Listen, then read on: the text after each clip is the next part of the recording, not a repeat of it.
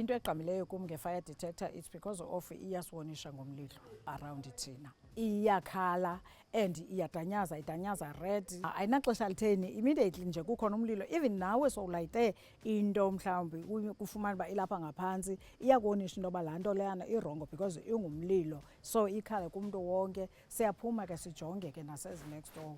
And ndiyayithanda because ihleli nje ihleli on, ayiphelelwa zibhetri. Eli xesha ke yayikhala ke yasivusa silele, wabe umlilo usithi gqi kwelinye icala, kwakhala lo apha next door kwalapha uqale khona umlilo.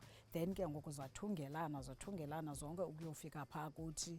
Saba awe ngolo hlobo ke thina ke into yoba kukhona umlilo okhoyo. Satshelwa ke ngoku uba ndaye ndabafowunela abantu bakwaLumkani beza. Then ke into eyenzekayo baye bandinika imali eyi-28,000 rand yakhala ebhankini yam, ndaphinda ndavusa kwakhona indlu yam le ndihlala kuyo.